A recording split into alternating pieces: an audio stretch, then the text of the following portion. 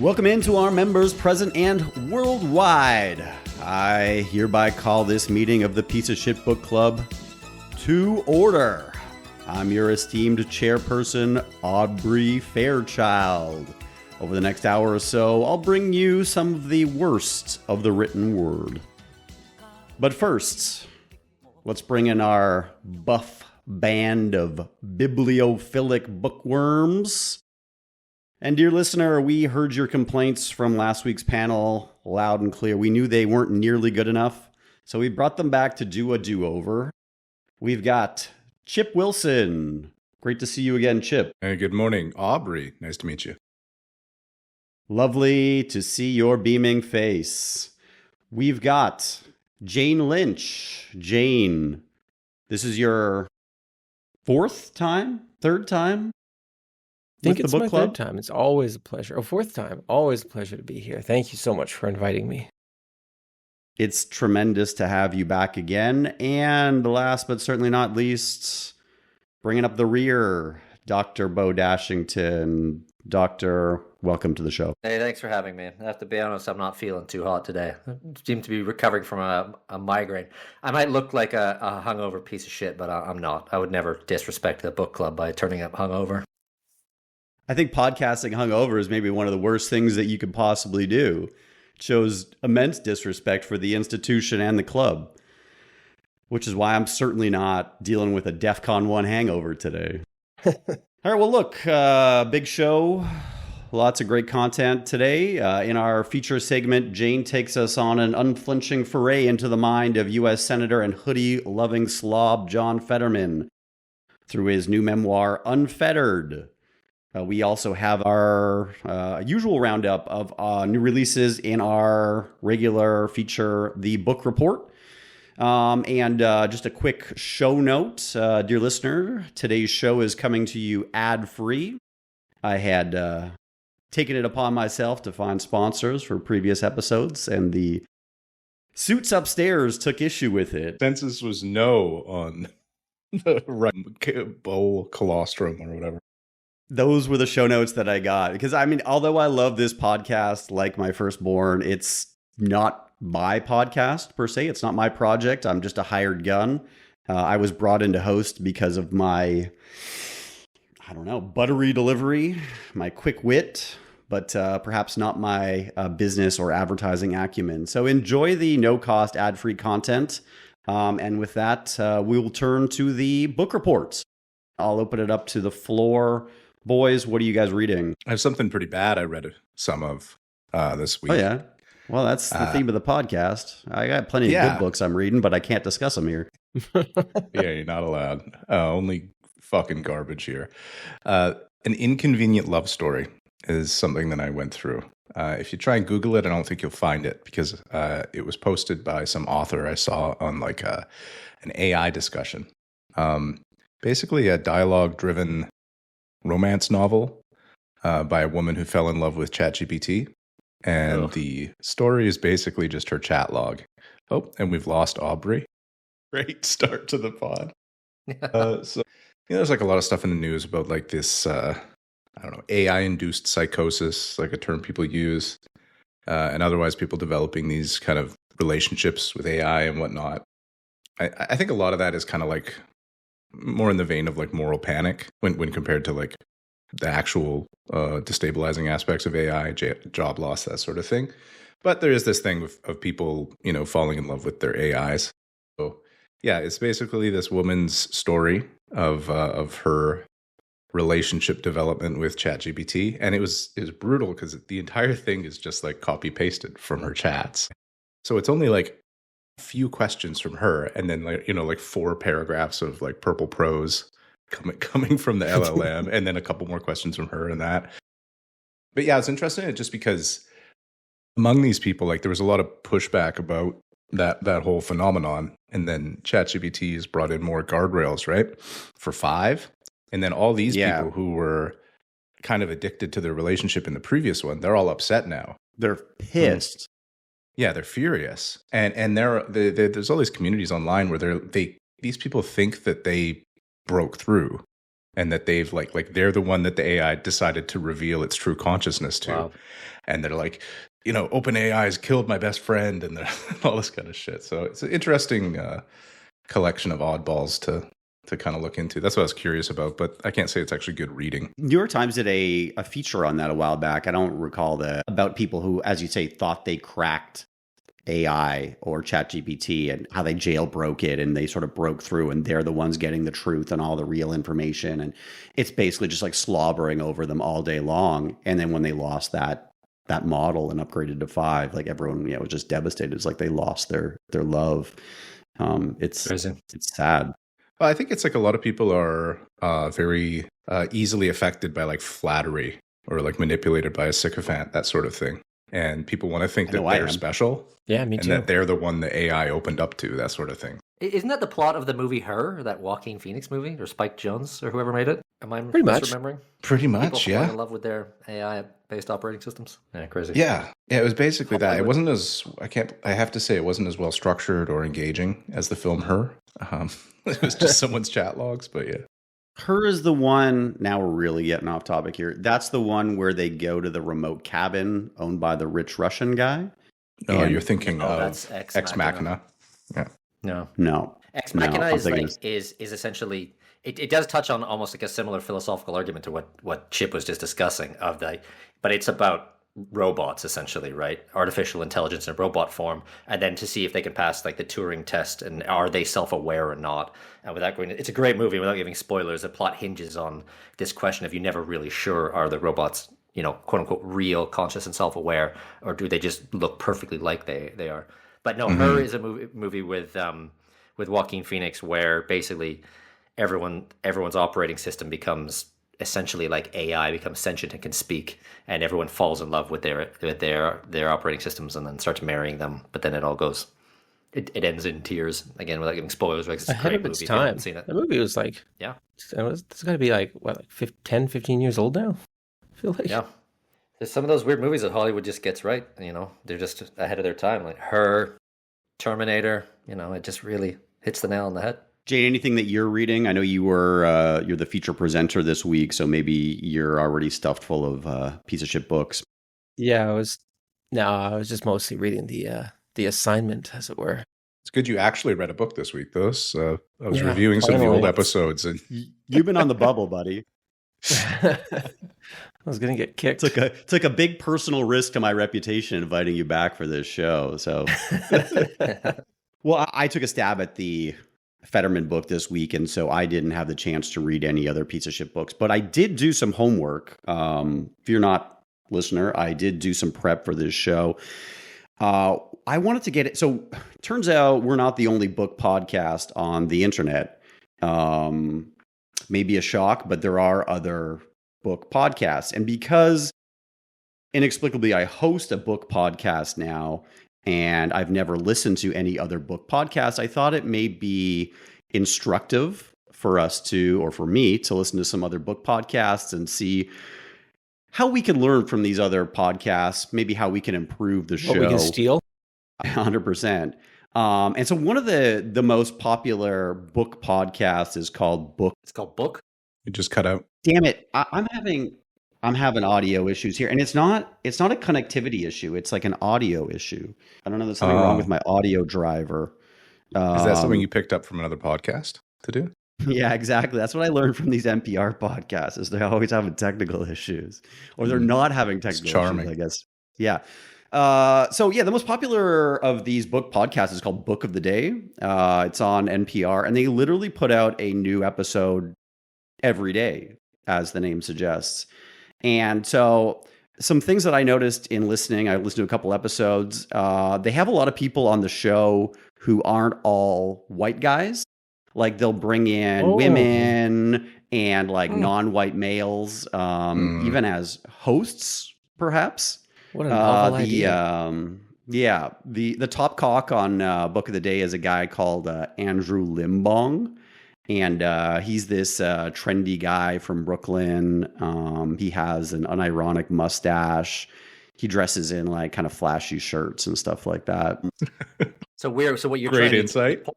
The point you're getting to is that we're kind of bucking the trend by being one of the only major podcasts that's entirely hosted, staffed, run, and participated in by middle-aged white guys, right? Yeah, Kind I of a mean, that's one way niche. to look at it, is that we're breaking new ground here with an all white male cisgender book podcast.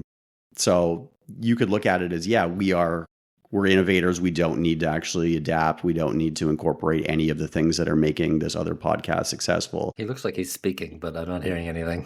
Yeah, you've cut out again. No. Yeah, a lot of these other podcasts, like they put people on who know how to use a computer. They have hosts who aren't doing their research in Filipino nightclubs the night before the podcast. Test one.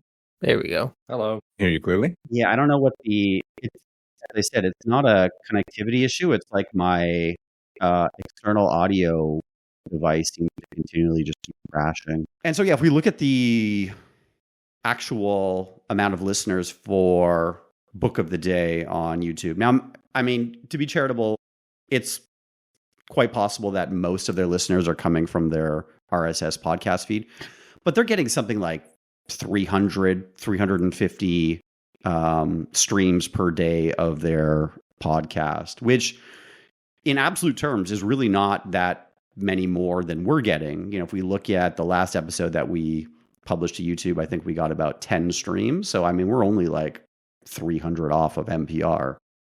And I just looked, that one podcast has 568 episodes. So we've got time to catch up. Something to aim for. And there is one I Right. looked at also when I was searching for our own POS book club. There's one on YouTube called the POS book club series. And that Yeah, I saw that. is, it's POS stands for Princess of Suburbia. It's a, she's like a nurse, she's like a midwife that also does, I think, sort of general, lifestyle and motivation things. So we have like direct competition right there for the POS branding. I don't want to compete with the Princess of Suburbia. Yeah, she's brutal. She'll fucking tear you apart. Shall I share what I'm reading or what I'm looking at? Please. I have to be honest, I haven't actually read this yet, but the thing that's on my radar at the moment that we might even want to take a look at one week is, as you may or may not know, the Eat, Pray, Love lady, Elizabeth Gilbert. Mm-hmm. Eat, Pray, Love it was published a decade or so ago. Huge book where it's basically the archetypal book of white Western lady goes to other countries and is fascinated by Julia Roberts played the lady in the movie. It's wonderful. She did, yeah. Bangs a Brazilian guy in Bali, I believe, is in the she love goes to portion. Italy, India, and Bali, and taps into all sorts of whatever, blah, blah, blah. And it's kind of like one of the core messages of the book is she's a strong, independent woman, doesn't need a man. But then at the end of the book, she meets this guy and falls in love and they get married happily ever after. So she's written kind of a sequel that's it was just published. It's called All the Way to the River, Love, Loss, and Liberation. And the story's pretty fucking batshit. And sort of like all the accusations coming out around her. So basically, after she married that dude, she actually left him and entered a relationship with her old female friend, who was a recovering drug addict who also contracted cancer and was dying of cancer, who then allegedly, there's all sorts of weird rumors online about this, and I don't know what's true and what's not, and I haven't read the books. But there's also this is like a memoir thing. Sorry, just before you. It is. Yeah. It's a true story. It's not a novel. Okay. Both of the books are, they're based on her own experience. Maybe I didn't clarify that. But then when she was dying of cancer, that was really stressful for the author, who then decided to kill her partner, which she didn't end up doing in the end, to be fair. But it did end up leaving her partner, whose name was Rhea, who then dies of cancer. And then sometime later, Elizabeth Gilbert has decided to write a book telling all about Rhea's life and struggle, because Rhea has communed with her from the afterlife and told her she should do it, and is given, as smiling down from the heavens saying, yes, you should do a cash grab on my suffering, and write a book. But there's all sorts of it's descended in all sorts of pretty insane kind of conspiracy theories and accusations on Reddit and everywhere, on Twitter and everywhere else, about how Elizabeth Gilbert is accused of having gotten the drugs that got her partner re-addicted, how she abandoned her in her time of suffering and dying and all this sort of stuff. But it seems like an interesting book that we could take a look at. I'd also be curious to know what the Princess of Suburbia thinks about Eat, Pray, Love. How often does it happen that there's any sort of like book controversy or anyone has any interest in reading books? So if there's a bit of heat around this book, it makes sense to maybe bring it on the show and discuss it and give it the thorough examination that it deserves. Mm-hmm. Yeah, and having read Eat, Pray, Love, I'd love to check in with her and see how things went. Some other books that we're tracking, some upcoming and new releases. Miracles Among Us: How God's Grace Plays a Role in Healing. This came out on hardcover November 18th by Dr. Mark Siegel. It's number 1 in new releases. This is from the write-up, quote, from Fox News senior medical analyst and clinical professor of medicine at NYU.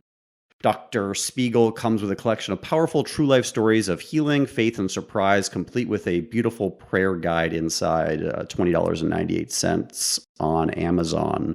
Also recently released Unscripted by Cheryl Hines.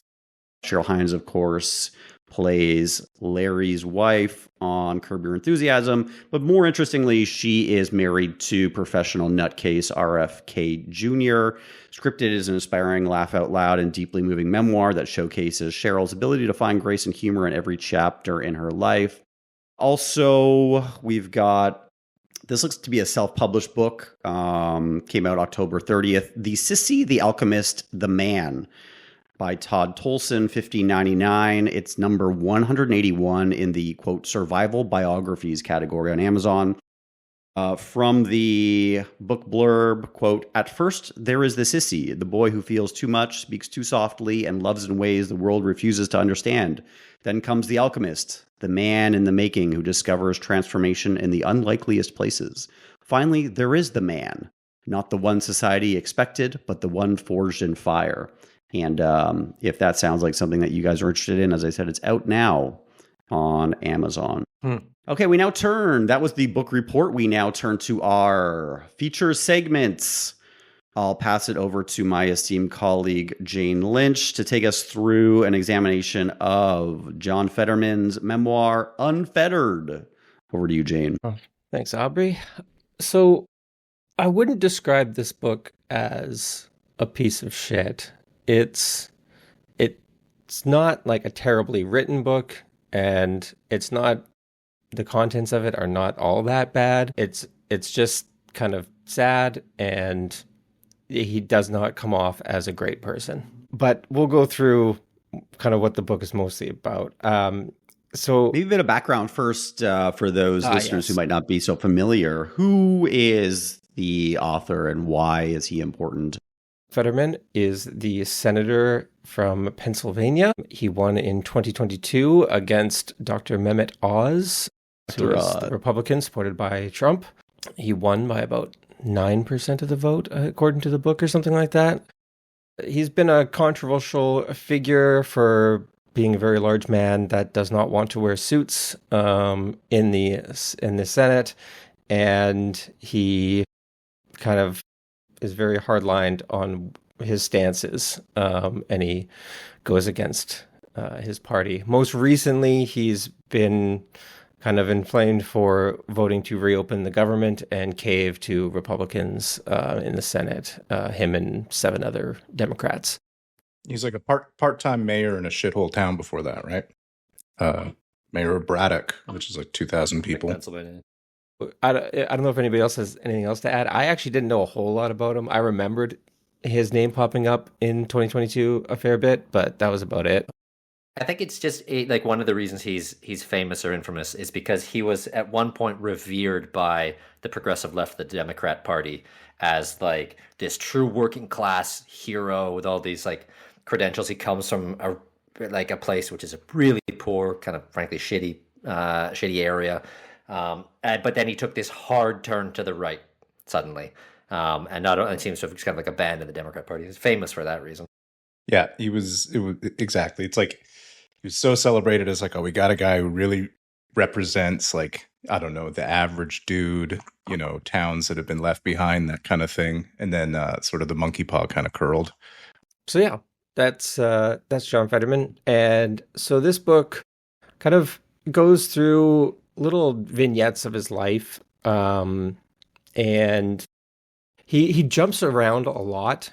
Like the first little bit is about just him walking around the river or walking along the rivers and how much he likes Pennsylvania in these small little decrepit towns and stuff. Kind of like a Steinbeck, like an East of Eden kind of thing where he's just describing the land for a while. But it's really kind of hard to follow the first half of the book, I would say, because he's jumping around from when he's depressed around the election, and then we immediately go back to when he's a kid. He's a big guy, and so he was teased a lot, and he had I had his brother that was also kind of near him in age and stuff like that, and they were kind of dubbed the monster twins or something like that. And from there, he joins a football team, obviously, in high school, starts to do a little bit better, goes to college. His dad is an insurance salesman and is doing very well, and he gets a scholarship.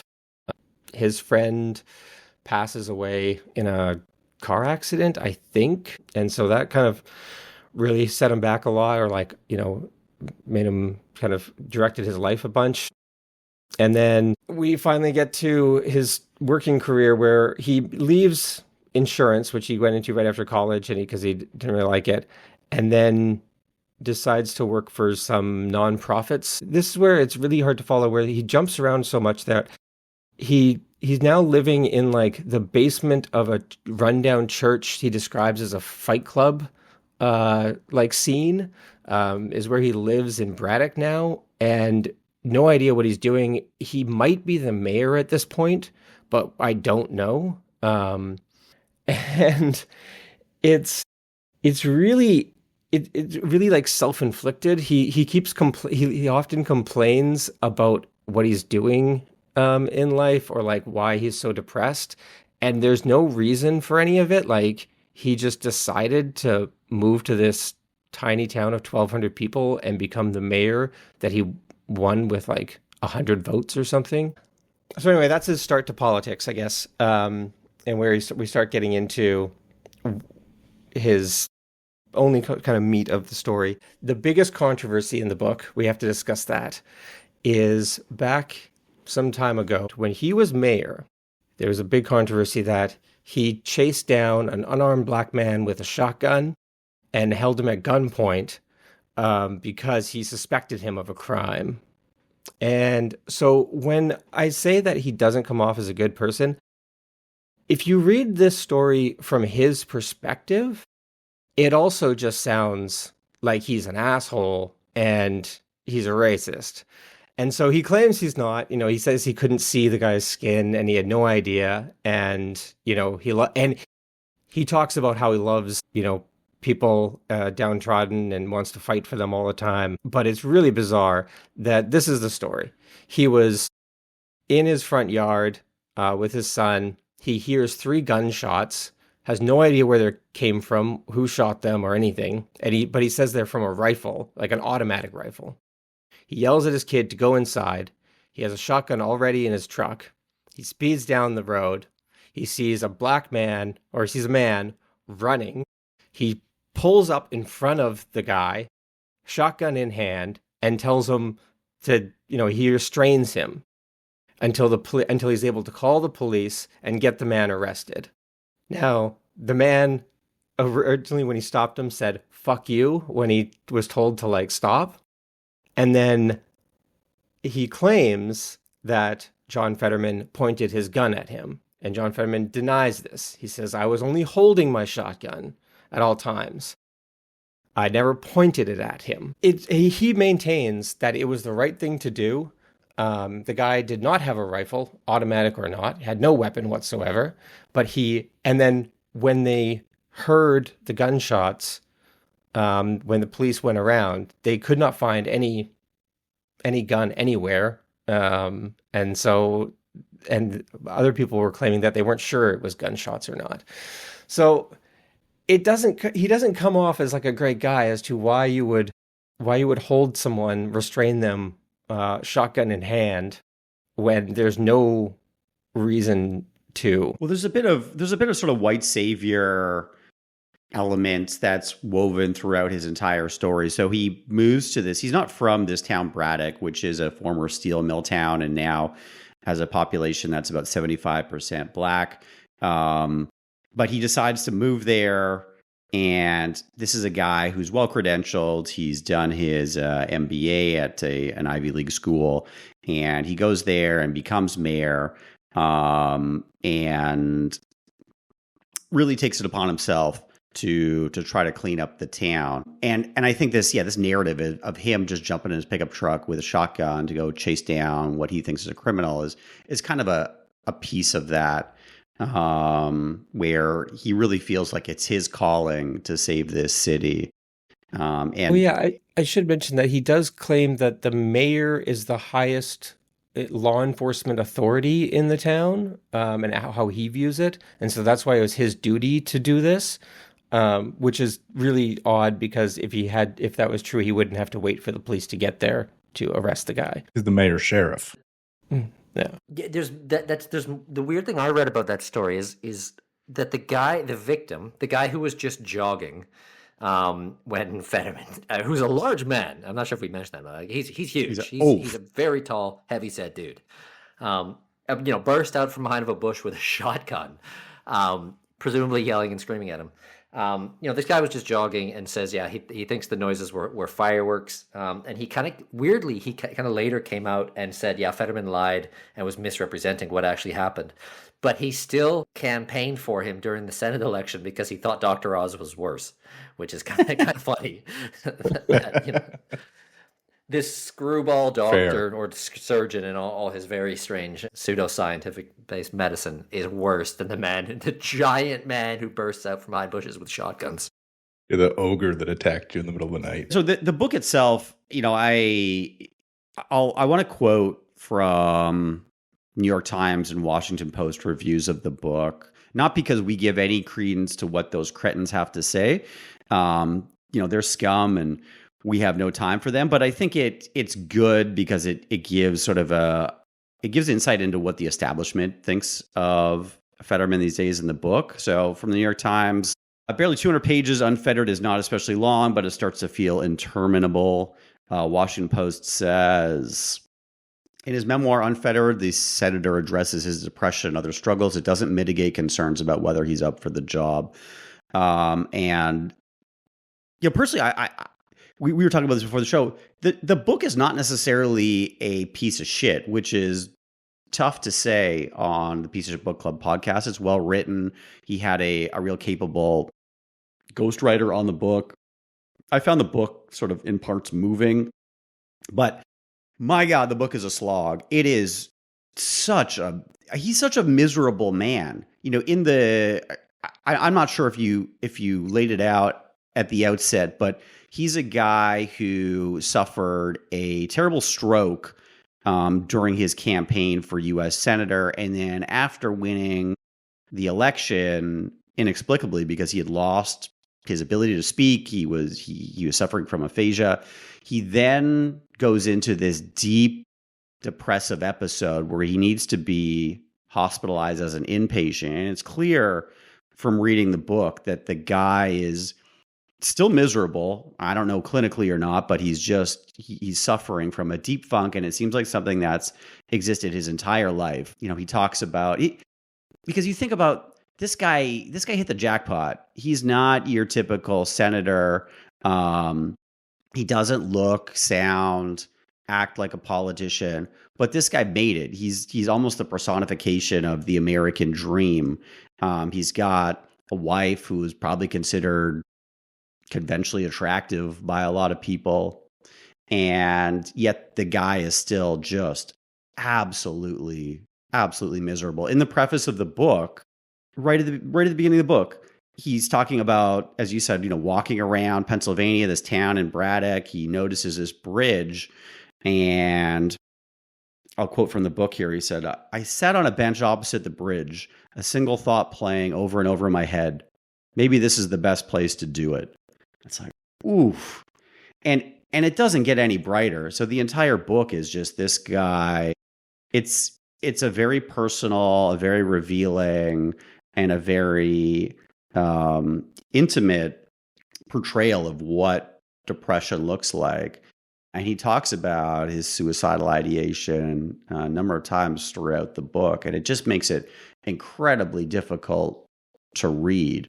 I mean, it's not what's, you know, I salute the guy for talking honestly about mental health issues. It's something that's not openly discussed amongst politicians. He might be the first guy. But it doesn't make for a fun read. This is not a breezy kind of can-do, rah-rah American book. The thing I find really odd about the book, though, and revealing, I guess, is he seems to be a very kind of like altruistic in a selfish way, where he really wants to talk about all the great things he's done and like who he's helped and why he's helped them and stuff constantly, and then like mirror that with how depressed he is all the time. And it seems like that's maybe a part of his like depression is he always views himself on like how other people perceive him, even though he says he doesn't care about that all the time. It's very clear that he does value other people's thoughts on him. He also, like you said, with the kind of the white savior thing, he constantly talks about things that he's done as if it's always he's the first one to do it. You know, he is the first mayor of Braddock to do all this stuff. When he was the lieutenant governor of Pennsylvania, he was the one that brought back these commutations of prison sentences, where him and Shapiro got into huge fights about them, and that he was the one that was doing all this work and stuff, and you know, all these votes in the Senate and stuff. And like every time that someone brings up something bad that he's done or something that he's been criticized for, he'll always just be like, well, yeah, but look at this, what I did this, I was the one, that was me, like nobody else was going to do that. And it's kind of like a little bit much. And he says it in the book. He says, I've been told I have a persecution complex, but that's the way I am. I was gonna say it sounds like he's got a martyr complex. Yes. But I guess I had a question on that. So you know, books as like political projects for sitting politicians or you know, parts of their career, there's usually a clear purpose. Like there's like an ambitious one that you put out before a presidential or higher office run. Maybe there's one you put out after something as like a rehabilitation project. Maybe you did a failed bid for office, and then you put out a book right after to cash in while you're still in the spotlight. But I'm not really sure where this book stands, like in regards to his career. You know, like something like this should probably. No point. You don't think there's any calculation at play there? Absolutely no. I don't think that this guy's going to run for a second term in the Senate after 6 years. He clearly hates his job. There's a lot of reporting that suggests that. Well, it's not even just reporting; it's quantified. The guy never shows up for votes. And it seems to go back to his time as mayor, too, because he had a really bad working relationship with the city council. So he says himself, he's like, I just didn't go to city council meetings. I thought they were pointless. So he's a guy who loves being a politician, but hates being a politician, like doesn't actually like showing up to do politics. You didn't go to city council meetings for Braddock? It was a town of less than 2,000. It's like being mayor is a part-time job in a town like that. Yeah. I mean, in fairness, the monthly salary is something like $150 a month. But he says, look, I didn't get along with the city council. So he founded this nonprofit, this NGO, and basically just ran City Hall through this NGO and tried to bypass city council because he didn't think that the meetings were productive and he thought that they were obstructionists. So yeah, I think it's something that comes up in reviews and wider discussion of this book too. It's like, what's the point? Who's the audience? I mean, I think you said it yourself, Jane. It's like, why did this guy write this book at this time? It almost seems like he had some sort of contractual obligation or with had the publisher to do it. And it was like, shit, now I got to write this fucking book. Yeah. Well, I don't think he's making big bucks from it because a lot of the the press around its release was how it didn't sell a single copy in his hometown, like not one. people there don't like him, I guess. Oh, wow. Well, he's got a theory about why people don't like him. So you had alluded to earlier that he's undergone, or maybe it was Chip, who's undergone a bit of a heel turn. And people point to his unwavering support for the war in Gaza, as well as his stance on undocumented migrants in the U.S. And he says, quote, "Why has a portion of the media turned so negative? I'm not sure, but I know cancel culture is real." And then but even funnier, he suggests that, this is another quote, "Others imply that my support of Israel has to do with impaired mental health, which isn't true." So his support for the genocide is so strident that the guy has to deny the fact that it has anything to do with his significant mental health issues. He's had some hot takes. I mean, well, I'm sure we'll talk about the mental health thing, but the hot takes about like Israel Palestine, like he went on the record of talking about Palestinians, like saying, "You quote, you can't reform a carton of sour milk," whatever that's supposed to mean. But he was also, when South Africa, you can't though. He's not wrong. I mean, it's technically true. I mean, the guy knows something about sour milk, I guess. Doesn't seem to know much about genocide. But when South Africa took Israel to the International Court of Justice, as I'm sure you remember, there was this case about genocide. He was saying South Africa needs to sit this one out. But he was involved and commenting. And so it was like, yeah, what would South Africa know about an apartheid state? They should stay out of this. But John Fetterman needs to be involved. Just 10 days ago, he was on NPR podcast, and I did watch that after reading this book. And the interviewer does kind of talk to him about, like, you've been a staunch supporter of Israel since you've been in office, or since you've been a politician, pretty much, and that's been pretty much unwavering. And now your party, and especially with the war in Gaza, has turned, that they've gone too far, that the war in Gaza is too extreme, and too many children and civilian have been killed, and he didn't care. Pretty much, he's like, yeah, well, that's on Hamas, that's on Iran and Hezbollah. That's not on the Israeli people. So there was we referenced it last show, but there was a profile of Fetterman that appeared in New York Magazine back in May, written by Ben Terrace. The piece was widely quoted and reported on.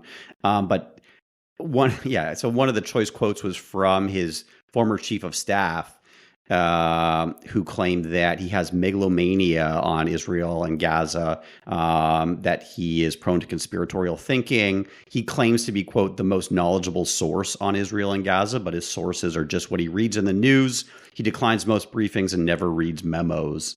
So this is a guy who, by all accounts, or by authoritative accounts, I should say, is not very well informed on the issue, but still considers himself basically a top mind. On that point, one thing I did like about the book quite a bit was they had other people write little snippets whenever he was talking about someone.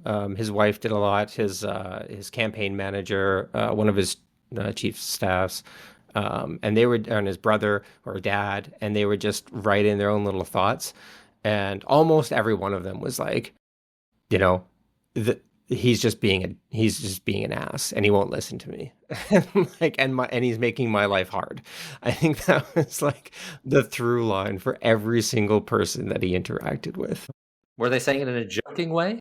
I mean, I think his wife's going to divorce him. I don't have any insight into their relationship, but based on the quotes from her, let me see here from his wife, quote, "I don't like politics. I don't enjoy it. It's not a sacrifice I wanted to make."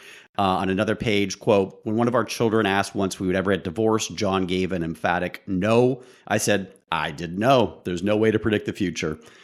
There's and from that other article that we were referencing, his wife said, it was overheard saying, quote, "Who did I marry? Where is the man I married?" So who knows? I don't know. Maybe they just have a complicated relationship. But if you see in the news that John Fetterman has gotten divorced in the next 12 months, don't be surprised. It might be something you might put some money on Polymarket and clean up. So there's two other parts from the book that I will mention. I think he has a full chapter about Mehmet Oz and his campaign against him, and it's called The Troll Patrol. about how he and his staff, when they were campaigning, would get together and just try to troll him as best they could, making memes and like getting other celebrities to do cameos, talking about him, but not referencing him directly, so the celebrity wouldn't know. So they got like Snooki and a couple other people to make these cameos. Wow, they got Snooki. Yeah. Wait, so this is Oz's campaign or this is Fetterman's campaign? This is Fetterman's campaign against these Oz. top minds. Yeah. So this is Fetterman's top minds getting together. And it was really like, your campaign's kind of joking and petty and kind of like, taking cheap shots and stuff. And that's what it's all about. And he was open about that. But then he was also getting so defensive and like angry. It seemed like, oh, the media are so unfair. And like, the campaign ads that Oz put out were just blatantly false. And like, they were just mean spirited. We were just poking fun and they were just mean to me or like, unfair. And it just felt like so dumb. I'm like, come on, man. There was a lot of articles about him like about a year ago or so from people that worked with him. And they said he's kind of a miserable guy that just sits on Twitter all day. Yeah. Which I mean, because that describes a lot of politicians now. But 2 points. See, with the troll thing, he on the NPR podcast, he literally just was quoted as saying, "You can't win a campaign by being a troll." And then the interviewer was like, weren't you a troll? Like, you have a section called Troll Patrol, and like that's what you did. And he's like, well, you literally look like a troll? Yeah, that was just having fun. That wasn't trolling. It's more oaf than troll. Ogre. And that was when he was on Twitter all the time. And so with his mental health thing, he ended up going to Walter Reed Hospital for 40 days, and he got better apparently with his depression. And he's been off social media since then, essentially. So he did get some help, which is great. He says he's feeling much better. It is kind of ironic that, people have pointed out that he, and even just recently from his stroke to his depression to falling down on his face just last week, he has been given the best medical care the country has, free of charge. Just recently he voted, to reopen the government and cut 400,000 people of Pennsylvania specifically off of, Medicare. And it's kind of one of those things that people bring up, and I think is very true. He's benefited a lot from his career. And it sounds quite luxurious checking in somewhere for 40 days with depression. Yeah. Compared to how it is for most people to just live with depression. Yeah, he said they had a beautiful garden on the roof, and he would just walk around it every day and watch the sunrise. And he's just like, it sucks here. Walter Reed, isn't it? Which is famously a hospital for wounded people from the military. Yeah, so he did the secretary. They're talking about how shit it is. For a non-military personnel to be there, it requires sign off from the Secretary of Defense or something. Weird. It's weird because I know that lots of like armchair neuroscientists like to point to his stroke, which happened just before he took office, and point to that as being like part of the reason for his heel turn and his like these sudden dramatic changes in a lot of his policies. Yeah. And I'm, for the record, I'm no brainologist myself, but I was actually reading up about this exact topic, and there actually is research that shows that strokes and brain injuries do actually lead to changes in political opinions, and you can actually see the correlations of how the political opinion shifts in which direction, right or left, depending on which part of the brain has been affected. So we can avoid cheap jokes that like, brain injuries make you become a conservative. Like everybody's done that a million times. But if they get the damages to the frontal lobes, which is the area that like focuses. You don't get to avoid the joke by saying you're too good for the joke. Hey, they told me I can't say it. You can't have it both ways.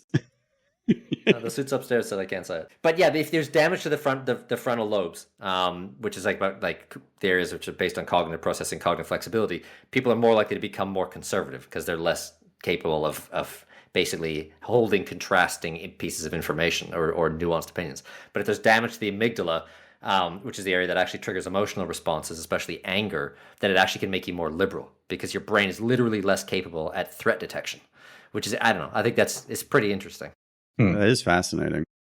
I always assumed his kind of shift was just really that he was, he's a representative in like a very tight swing state, and a lot of times people will campaign on stuff and then they shift to more center or whatever afterwards. But Aubrey, you said he doesn't seem to have any interest in re-election. So, but that was always what I kind of assumed, like his idiosyncratic policies were stemming from. He does mean his record of his very small amount of votes that when he does go vote have been 90% with his party. He maintains that he is a Democrat, but he also says that he works for all Pennsylvanians and not just the ones that voted for him. He says that line quite a bit. So I don't know. Take that for what it is. Would you vote for him, having read his book, or would you vote for Mehmet Oz, Dr. Oz? God, that's a miserable choice. Are those my only options? Hey, welcome to the American electoral system, man. So yeah, that's about all. I would only give it about a 2 out of 10 shits for how bad it is. So all in all, again, where 10 shits is like the worst book ever. Yeah, is that exactly what we've settled on?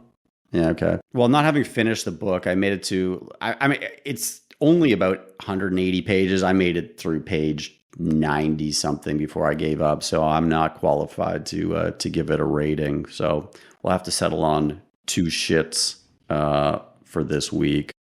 And what's with this thing that it's like sort of confirmed to be ghostwritten, but not officially ghostwritten? I had gotten that information from the Washington Post review of the book that said that he had collaborated with the author of Friday Night Lights, but it's uncredited. I don't know if there's necessarily any controversy around it. That's the only place that I've read that. Yeah, I mean, it's interesting. If it's only a 180-page book, was probably him doing a bunch of sit-down interviews, or just video calls or whatever. Obviously, good, fairly talented writer attached to it. Then prose is good, reads to some degree, but I still don't really understand just what this book is, or like the purpose of it. Really, nor do I. Who would read it? Yeah, yeah, and well. Even if he reads it back to himself, I can't imagine he's like, yeah, that people are going to like me for this, or like people are going to see my side and they're going to understand me better, because I don't think any of that comes across. Like, wonder if there's an audiobook that he reads. Yeah, because hearing him drone on, miserable and depressed, might make it even more powerful, for lack of a better word. Sorry, Aubrey, you were going to say? Oh, I was just going to follow up on James' thoughts. Yeah, definitely it doesn't make him more likable. It doesn't make him seem more capable. He's not a guy that, after reading the book, that you would either want to have a beer with or want representing you in Congress. So I'm with Chip on this one. I don't see what the book's for. And he's charging like, what is it, $30 for the hardcover for 180-page book. I don't know what we're coming up on 10 cents a page or something like that. I mean, I'm not great with back of the napkin math, but that's an extraordinarily high price for a small, short book. Agreed. But it is #1 bestseller in United States local government right now. I don't know who his competition is. Maybe Rudy's got a book out or something, but Pete. He's best in Pete, although I think Pete's book is older. Pete's book's number 3. No, Mayor Pete. Mayor Pete. This is the local U.S. local government book. That book came out quite a while ago, though, so that's why it's not top of the charts. He was also a local mayor. I forgot about that. Mm-hmm. A couple of mayors topping the charts. So a cash grab then? Do you think it's just like a cash grab, or? I mean, he talks about how poor he is a lot. Like how he lives in like shitty places, but then he also mentioned that like when he was lieutenant governor of Pennsylvania, he was making like $400,000 a year or something. I was like, excuse me, that's the salary for that? Maybe I misunderstood, but I was very confused. He just likes to live in a cave-like environment for some reason. Yeah, he seems to have family money too, because he mentions a number of times that when he was starting all of these many nonprofits in Braddock, his dad basically just bankrolled all. But I mean, that's not to say you can still want a cash grab and be rich. There's no reason. That's true. I mean, look at Trump's Bible and all these other things he's selling all the time, all these meme coins and stuff. Just hey, now those are revolutionizing finance. Thank you very much. Yeah, this is a pro Web3 podcast. We won't have any bad mouthing of crypto on this show. How dare you besmirch Melania coin? I was looking at a few other biographies or political memoirs from Chris Christie put out one a while ago that I thought was kind of disgustingly named "Let Me Finish." Just as an aside. That's brilliant. Yeah, that's another one. The suits upstairs said we couldn't do. But there's also we also covered it with the made there. Yeah, they won't let me finish my lunch. They won't let me finish inside somebody. We already covered that with the last episode on semen retention too. Yeah. Really quickly, I was just going to add that it's really funny when you look at his pictures of him over time. He's famous for kind of dressing like he turns up to the Senate in a hoodie and shorts. And at the early stages of his political career, he would actually sometimes wear a suit, but wear a shirt. And the more powerful he got, the worse he dressed. And they did actually change the rules because of him. And this is completely true. They passed a law that they called the Show Our Respect to the Senate Act, with the acronym for which is SHORTS. Amazing, obviously, they didn't go with Senate Legislative Outfit Bylaw, or SLOB for short. That's good material. Yeah, and so he refused, even after that law, to adhere to the dress code. And so he would just famously show up at the entrance to the Senate chambers and just give a thumbs up or thumbs down to vote. And he wouldn't even bother going to the floor to register his Senate vote. And it's one of the things that, there's a lot about his life story that's appealing. There's some positions he has that perhaps align with my own political views, but I could never support a man who wears shorts all year long. It's especially the city where we all used to live. There's a real cohort of just ne'er-do-wells who run around town all year long. And this is a place with a relatively cold climate, wearing shorts, just showing off their disgusting legs. And unless you're a UPS delivery man or a bus driver, you shouldn't be wearing shorts all year long. There's no way your legs are that hot all the time that you need to be wearing little boy clam diggers. So he gets a big thumbs down from me. Yeah, I mean, you're serious about that as someone living close to the equator. You're in pants almost every day, right? That used to be the case. And I'll tell you what, until about 6-8 months ago, I actually went and bought a whole bunch of pairs of shorts. And I still rarely wear them. I still rarely wear them outside of the beach, but if you go around town where I am now, the locals do wear shorts. And that was one of the things that always stopped me from being a shorts guy. It's you never see, you go to Mexico, you don't see locals wearing shorts. And where I lived before, the locals didn't wear shorts. Here, they're short wearing folks. And so I feel like it almost gave me a permission structure to wear shorts.